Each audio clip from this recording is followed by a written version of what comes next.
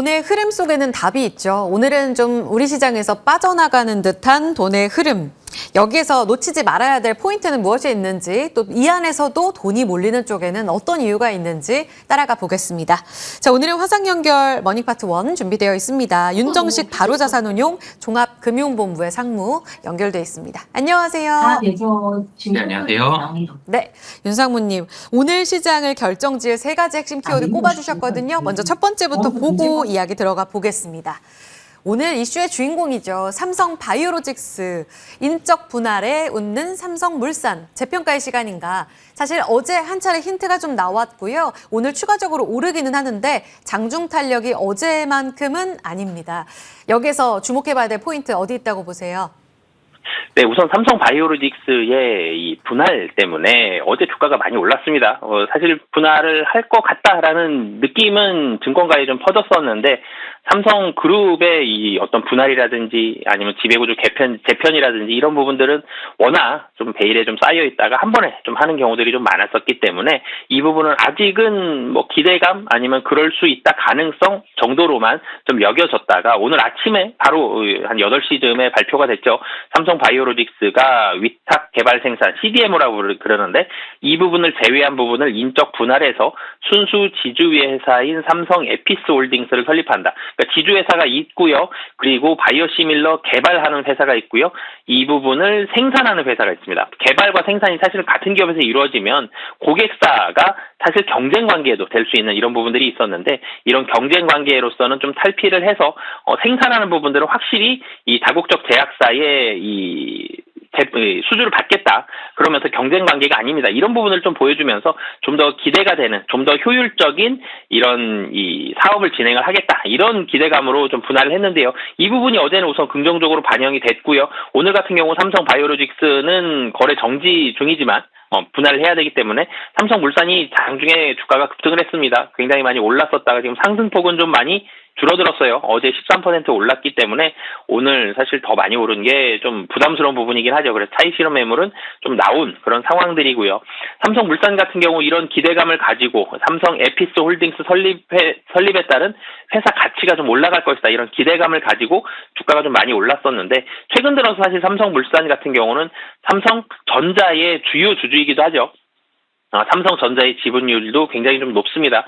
이 부분에 대한 영향력은 별로 없었습니다. 삼성전자가 별로 오르지 못했기 때문에. 그렇지만 삼성바이오로직스의 이 삼성물산은 또 최대 주주죠. 이 삼성바이오에 대한 호조세 이런 부분들에 대한 영향으로 주가가 많이 올라가는 그런 모습을 보여줬고요. 그리고 삼성물산은 추가적으로 사실 모멘텀이 또 있죠. 뭐 국내 주택 경기, 서울 중심으로 한 주택 경기에 있어서는 대형 건설사들 마진율이 올라가고 있다는 점 이런 부분들도 있고 그리고 좀 더 큰 모멘텀이 원전입니다. 최근 들어서 원전 관련된 종목들, 뭐 두산 그룹주들도 그렇고요, 현대건설도 그렇고 원전 관련된 종목들 많이 주가가 올라갔었는데 삼성물산 같은 경우도 루마니아 SMR 중심으로 해서 팀코리아의 이런 수주들에 있어서도 충분히 수혜를 받을 수 있고 기대감 가질 수 있다. 이런 부분들까지 좀 겹쳐 있기 때문에 삼성물산 단기적으로는 물량이 조금 나올 수는 있겠습니다만 중장기적으로 봤을 때 삼성바이오로직스의 지분 가치라든지 기존의 사업 영역들에 있어서도 긍정적인 상황이 좀 펼쳐질 가능성이 높다라고 보여집니다. 네, 오늘 삼성바이오로직스 다시 거래 재개되면서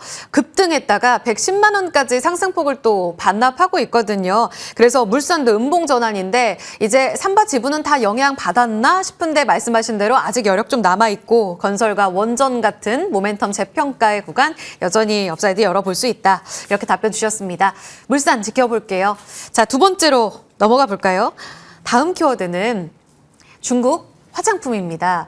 화장품주의 지금 매수 기회가 어디 있을까? 중국 쪽의 소비가 살아나면서 연초부터 좋았고 워낙 미국 쪽의 수출은 좋았던 쪽이죠. 게다가 달바글로벌이 오늘 데뷔하잖아요. 했는데 지금 71%가량 급등하면서 여전히 화려한 데뷔식을 치르고 있습니다. 영향 받아가는 쪽이 조금씩 코스메카 코리아 같은 종목으로도 좀 더 확산되는 분위기입니다. 여기서 종목을 추려보자면 하나의 키워드 어디에 집중해야 됩니까? 우선 화장품 오늘 조금 아쉽죠. 시장이 조금만 더 좋았다라면 이 신규 상장 종목이 분위기가 좋았을 때 다른 종목들도 다 같이 좀 상승을 할 텐데 오늘 시장 분위기가 상승을 하지 못하고 좀 하락을 하기 때문에 이 좋은 분위기를 좀 더 확산시키지는 못한다라는 게 오늘만 놓고 봤을 때는 좀 아쉬운 부분이었는데요. 작년 같은 경우는 화장품 그러면 미국과 일본 특히 미국의 고성장 그러면서 OEM, ODM 업체들 실적이 상당히 좀 좋아지는 그런 모습들을 보여줬는데 이제는 중국의 회복 그리고 유럽과 중동과 같은 신흥 지역에 대한 성장을 이제는 포커스를 미국에서 이제는 중국 그리고 유럽과 같은 지역으로 좀 더 방향을 살짝 바꿔야 되는 이런 모습들이 좀 필요할 것 같습니다. 1분기부터는 화장품사 실적에서 중국 시장이 턴어라운드 하는 모습들이 많이 좀 보여졌고요. 아모레퍼시픽과 LG생활건강의 중국 수익성이 분기 대비해서 전분기 대비해서 흑자 전환하는 그런 모습들을 보여줬습니다. 중국이 이제는 더 이상 아픈 손가락이 아니라 많이 구조조정됐고요. 소비도 살아나면서 좋은 실적에 기여하는 다시 좋아지는 그런 모습들을 많이 보여줬다라는 점. 이런 모습들이 성장, 주가 상승에 있어서의 가장 큰 포인트로 하반기에는 작용할 가능성이 상당히 좀 높아 보이고요.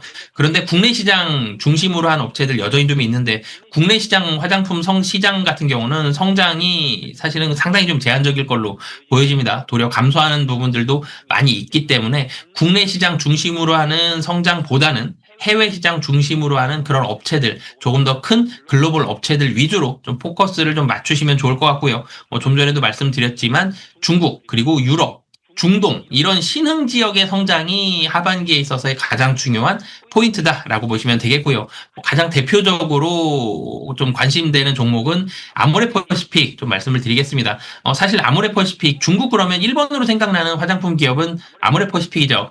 이 설화수라는 브랜드를 바탕으로 해서 주가가 정말 많이 올라갔었습니다. 그러다 사드 이후로 매출이 좀 많이 줄어들면서 주가가 좀 많이 떨어졌는데 역시 여전히 중국에 있어서의 매출 압도적인 부분들을 가지고 있기 때문에 중국에 대해서 1분기 흑자 전환했다라는 점, 그리고 이 면세 채널도 2분기부터는 상당히 많이 이 동반 증가할 것으로 좀 보여진다라는 점, 이런 부분들 봤을 때 아모레퍼시픽을 가장 좀 관심 갖는 종목으로 보시면 좋을 것 같고요. 2분기 그리고 3분기는 중국인 입국자들이 좀 더 편안해질 가능성이 높죠.